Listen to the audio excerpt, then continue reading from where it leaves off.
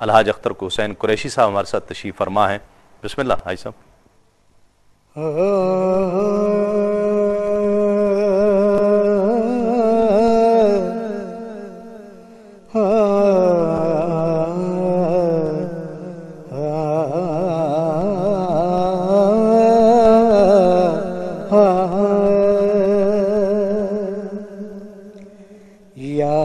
मुस्तफा खैरुल वरा आका तेरे जिया कोई नहीं, या मुस्तफा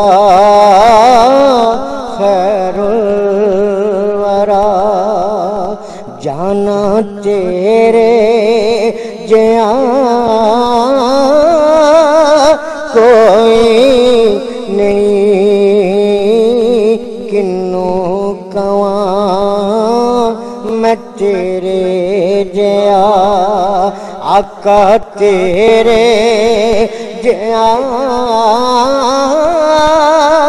कोई नहीं, या मुस्तफा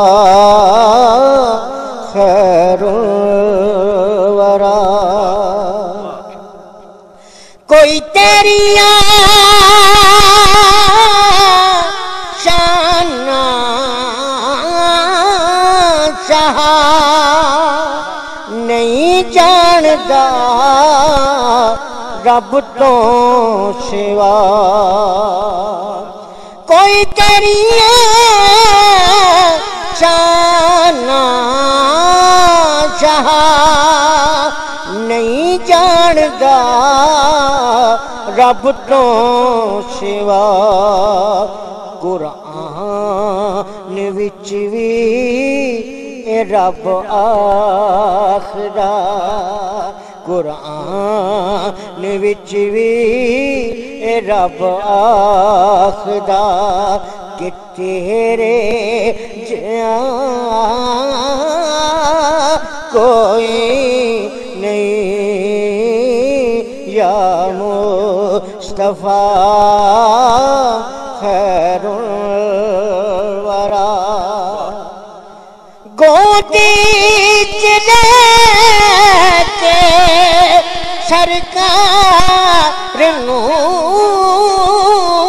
गोदी लेके सरकार नू सोने मिठा मन ठार सोने मिठा मन ठार आखे हली मां सादिया के तेरे जिया कोई नहीं, या मुस्तफा खैरुल वरा होवे फकीर या बादशाह, होवे फकीर या बादशाह, पावे गदा न्याजी जिया ये सब खांदे सदका तेरा, असी सब खांदे सदका तेरा, तेरे जिया कोई नहीं,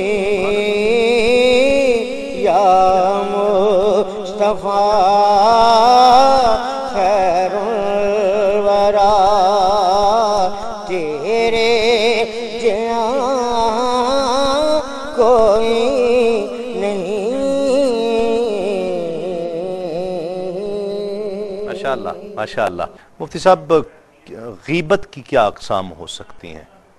बिस्मिल्लाहिर्रहमानिर्रहीम।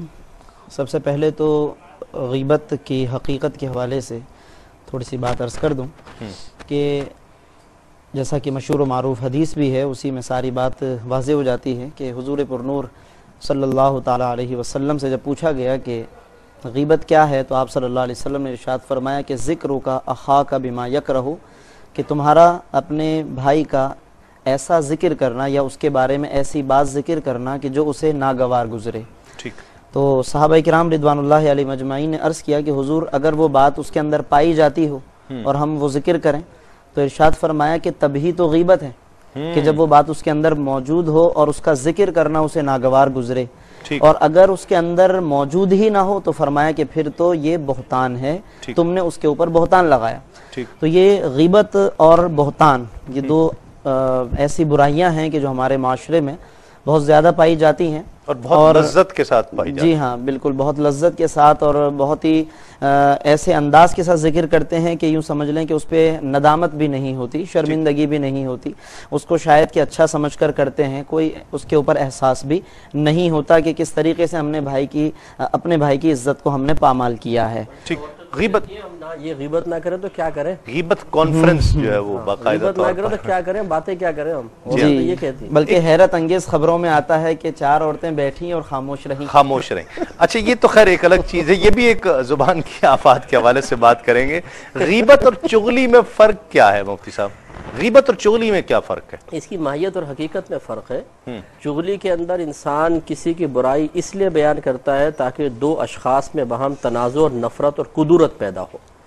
अगर इस फितना फैलाने के कस्द और इरादे से एक की बात दूसरे को और दूसरे के बाद पहले को लगाए तो वो तो गीबत की सूरत ना हुई कि आपने वो चीज थी उसमें मौजूद और आपने अगले ये भी वही है, लेकिन ये चुगली के अंदर फितना फैलाने का कस्द और इरादा होता है। इन्हें दो को लड़वाने का इरादा। ठीक है। गीबत में दो को लड़वाने का इरादा नहीं, आप किसी की बुराई कर रहे हैं, अगर उसमें भी ये इरादा शामिल हो जाए तो वो गीबत से चुगली के अंदर आम जुबान में जिसके लिए कहा जाता है फलां बंदा बहुत सियासी है, हाँ, वो यही कर रहा होता है। जी हाँ, सियासी जो होता है ये खवातीन खास तौर पे बी जमालों का जो फर्जी किरदार है कि यहाँ से बात सुनी, यहाँ लगा दी और यहाँ की दूसरे मोहल्ले में जाके लगा दी और फिर लड़वा दिया रिश्तेदारों को और मोहल्ले वालों को। ऐसी ऑफिस में आप देखिए, आपसे कुछ कमेंट्स लेंगे, अफसर को जाके बता देंगे, वहां से थोड़ा सा लेंगे, इसको आके बताएंगे, इनमें आपस में फिर आपस एक दूसरे को लड़वा देते हैं। ये सब चुगली के जुमरे में। अगर ये इंफॉर्मेशन के तौर पर कोई समझ के कर रहा हो कि मैं किसी इदारे में काम करता हूं और बॉस को इंफॉर्मेशन देता हूं, उसको इन्फॉर्म रखता हूं ऑफिस के माहौल से कि कौन कौन आपके बारे में क्या सोच रहा है, अगर इस सूरत में किया जाए तो भी चुगली होगी। ये मशहूर ज़ाबिता खुलिया है कि अल उमूरु बि मक़ासिदिहा, कि उमूर अपने मकासिद के साथ होते हैं। ठीक है। तो ये अब देखें मामला दोनों जगह एक है कि वो बुराई कर रहा है, लेकिन क़स्द इरादे से हुक्म बदल जाएगा। ठीक। अगर तो फितना फैलाने का क़स्द इरादा है, फ़कत बुराई करने का इरादा है, तो ग़ीबत और चुगली काबिल मज़म्मत। और अगर किसी मुसलमान भाई को धोखे से बचाना मकसूद है, किसी इदारे की तामीर और तरक्की में अपना किरदार अदा करना मकसूद है जो बगैर इस बुराई को जाहिर करे नहीं हो सकता, तो ये अच्छी नीयत के साथ इसने ये अमल किया। अब ये महमूद होगा, बल्कि इस पर अजर सवाब भी मिलेगा। ठीक है। अच्छा, कुछ आपने ये भी देखा होगा, दोनों से मैं राय चाहूंगा कि हमेशा ये काम वो आदमी करेगा जो मेरिट पर नहीं होगा। जो मेरिट पर होगा उसे इस काम करने की जरूरत नहीं है। वो हमेशा जो मेरिट पर नहीं होगा आप उसी से तवक्को रखेंगे कि ये काम करता होगा, चुगली भी करता होगा, गीबत भी करता होगा, साजिश भी करता होगा, इसलिए कि उसकी अपनी जगह मेरिट पर नहीं है। वो अपने आप को किस तरह से जस्टिफाई कर पाएगा, वो इन साजिशी उमूर से अपनी जगह बना पाता है ऑफिस में, और हर इदारे में ऐसे लोग मौजूद हैं। एक कॉलर शामिल करते हैं। अस्सलाम वालेकुम। अस्सलाम वालेकुम। वालेकुम अस्सलाम वरहमतुल्लाहि वबरकातुहू। जी, कैसे हैं आप? खैरियत से हैं? आज 19वां दिन है, फोन मिलाते मिलाते अल्हम्दुलिल्लाह आपके आज रमजान में आपसे पहली मर्तबा बात हो रही है।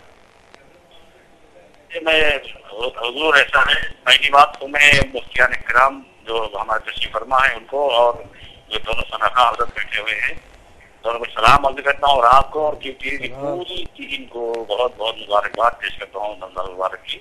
बहुत शुक्रिया। और मैं ये मामूल रहा है तस्लीम भाई, 19वीं आज सही है और 19वीं सही हम लोग सोए नहीं है ये आपका प्रोग्राम देखने के लिए। हम लोग फजर के पास सोते जोहर के टाइम। वाह वाह वाह। मोहब्बत और ये अल्लाह ताला आपकी टीवी की इस खिदमत को अल्लाह ताला अपने बारगाह नहीं, ये तो इशरत साहब, ये बात तो अपनी जगह पर है, लेकिन आप लोगों की दुआएं भी तो हैं ना। देखें, आप लोगों की मोहब्बत, अगर आपसे अर्ज करूँ, रमजान शरीफ से पहले 1 महीना हमारा टीवी बंद रहा, तो हम लोग इस उलझन में थे कि हमारे रमजान शरीफ कैसे जीतेंगे। रमजान शरीफ शुरू होने से पहले ही सब ये टीवी चालू हो गया और हमारे घर में रौनक के बहाने आ गई। चलिए, अल्लाह ताला आपको खुश रखे। भाई आपको बहुत बहुत मुबारक हो। बहुत शुक्रिया। और टीम के तमाम लोगों को बहुत बहुत मुबारक। बहुत शुक्रिया। और तमाम देखने वाले जो दुआ भी करते हैं, उनसे गुजारिश भी है, हाजी अब्दुर्रऊफ साहब के लिए भी दुआ फरमाइए। हम भी दुआ करते हैं कि अल्लाह रब्बुल इज़्ज़त उनको सेहत कामिला व आजला अता फरमाए। एक कॉलर हैं हमारे साथ। अस्सलाम वालेकुम। वालेकुम अस्सलाम जी, कौन और कहाँ से बात कर रहे हैं? तस्लीम भाई, मैं रावलपिंडी से गुलरेहान बात कर रही हूँ। पहले तो आपके सब मेहमान शख्सियात को अस्सलाम वालेकुम। वालेकुम अस्सलाम। जी तस्लीम भाई, माशाल्लाह बहुत अच्छा प्रोग्राम आप कर रहे हैं, बहुत शुक्रिया। हर साल की तरह। और मेरे 2 सवाल हैं। मेरा पहला सवाल ये है कि अगर एक शख्स के सामने कोई कुफरिया कलमा कहा जाता है और उसे तो सुनने वाले के लिए क्या हुक्म है, और अगर उसे मालूम ही नहीं कि ये कुफरिया जुमला और वो बिल्कुल खामोश रहता है तो उसका क्या हुक्म होगा। और दूसरा मेरा क्वेश्चन ये है कि अगर वक्त से 2-3 मिनट पहले इफ्तार करवा दिया रोजा, और कई लोगों ने उसके साथ बल्कि कुछ लोगों ने खोल लिया, रोजा इफ्तार कर लिया, तो उनके क्या हुक्म होगा। वो किसी आजान हो गई या किसी अनाउंसमेंट बजा दिया। ठीक है, जी अनाउंसमेंट कर दी, और वो 2-3 मिनट पहले थे और कुछ लोगों ने साथ ही इफ्तार कर लिया। अनाउंसमेंट करने वालों को भी जरा जल्दी होती होगी ना जी कि बहुत देर हो गई, अब सुबह से रखा हुआ है तो जल्दी खुल जाए। वो 2-3 मिनट भी बेटा इंतजार फिर नहीं हो पाता कई लोगों से। जी ठीक है, बिल्कुल आपको बताते हैं। कॉलर और शामिल करते हैं। अस्सलाम वालेकुम। जी, मैं स्पेन से बात कर रहा हूँ और आपसे एक सवाल पूछना था कि जी हम लोग यहाँ पे काम करते हैं और बहुत सख्त काम है, दिन भर धूप में बहुत सख्त है, और कुछ गैर मुल्की हमारे साथ काम करते हैं और उनकी वजह से हम रोजा नहीं रख पाते और सफर भी करते हैं कोई 50-60 किलोमीटर। और इसके बारे में पूछना था कि सुना है कि सफर में भी रोजा माफ होता है। अच्छा, झूठ की क्या तारीफ है और इसकी क्या अक़साम हो सकती है? झूठ की तो बिल्कुल भी तारीफ नहीं करनी चाहिए लेकिन झूठ से मुराद होता है किज़्ब, जिसको अरबी में कहते हैं। इसके उलमा ने तारीफ की है कि खिलाफ वाक़े चीज़ बयान करना, एक चीज़ के जो वाक़े में है ही नहीं ऐसी, और उसका बंदे को इल्म भी हो कि ये खिलाफ वाक़े है, फिर उसको बयान करना, अगले पर ये जाहिर करना कि ऐसा हुआ है, यानी अगला उस बात की आपकी तस्दीक कर रहा हो और आप खिलाफ वाक़े बयान कर रहे हैं। नबी पाक सल्लल्लाहु ताला अलैहि वसल्लम ने इसको एक बहुत बड़ी ख़यानत भी करार दिया। जिसके साथ आप गुफ्तगू कर रहे हैं, झूठी बात कर रहे हैं, तो एक रिवायत में आता है, फरमाया कि कबूरा ख़यानतन, बहुत बड़ी ख़यानत है कि आप किसी शख्स से वो बात बयान करें कि जो आपके नज़दीक गलत है, झूठ पर मबनी है, और वो सामने वाला आपकी तस्दीक कर रहा हो, तो ये उसके साथ धोखा भी है और गलती भी है और इसका बहुत बड़ा वबाल भी है। हदीस में इरशाद फरमाया कि जब बंदा झूठी बात अपनी ज़बान से निकालता है तो फरिश्ता जो है वो उससे 1 मील तक दूर चला जाता है। तो यानी इसका मतलब ये हुआ कि अल्लाह की रहमतें दूर हो जाती हैं, रहमत के मलाइका उसके पास से चले जाते हैं। हालांकि अगर यही शख्स सच्ची बात करता तो अल्लाह की रहमतों का नुज़ूल होता, रहमत के मलाइका उसका इहाता कर लेते, लेकिन झूठी बात ने इसके साथ मामला ये कर दिया कि ये अल्लाह की रहमत से दूर हो गया। ठीक, ये कहा जा सकता है कि झूठ जुबान की जितनी आफात हैं, जो जुबान के जराए हैं आफात के, उनमें एक बहुत बड़ी वजह है, एक बहुत बड़ा जरिया है झूठ, कि जिसकी वजह से बहुत बड़ा वबाल आता है। दूसरी बात ये कि बहुत से लोग हमारे यहाँ हैं माशरे में कि इन्हें झूठ बोलने पर इतना मलिका हासिल है और इतनी महारत हासिल है कि शायद मैं और आप उतनी रवानी से सच ना बोल पाएं जितनी रवानी से वो झूठ गढ़ के सुना देते हैं आपको। ये असल में बात वही है कि हमारे यहाँ माहौल ऐसा बन गया है कि शुरू से बचपन से ही बाज़ औक़ात बच्चा अपने घर में झूठ को बहुत ही मामूली तस्वुर करता हुआ देखता है। बड़ों को माँ झूठ बोल रही है बाप से, शौहर से, बच्चे जानते हैं घर में क्या क्या हुआ है, माँ बोल रही है अपने शौहर से झूठ, बच्चे तो जानते हैं, वो उससे सीखते हैं। फिर बाप बाज़ों का जिससे वो मिसालें देते हैं कि जी वो फ़ोन आया तो वो कह देता है अब्बा जान तो घर पर ही नहीं है, और कह रहे अब्बा जानी हो रहे होते हैं, कह रहे होते हैं। इसी तरह फिर स्कूल में, कॉलेज में, यूनिवर्सिटीज़ में, ऑफिस में, फैक्ट्रीज में, हर जगह इतनी बेदर्दी के साथ झूठ बोला जाता है और उसकी कबाहत उमूमन किसी के जहन में नहीं होती, ना उसके कि अगर जहन में भी है तो उसके तकाजे के मुताबिक अमल कोई नहीं कर रहा होता। तो ये चीज़ फिर बहुत ज़्यादा राइज हो जाती है और इंसान इस झूठ बोलने में वो ये यानी दलील बनाते हैं कि जी सब तो झूठ बोल रहे हैं,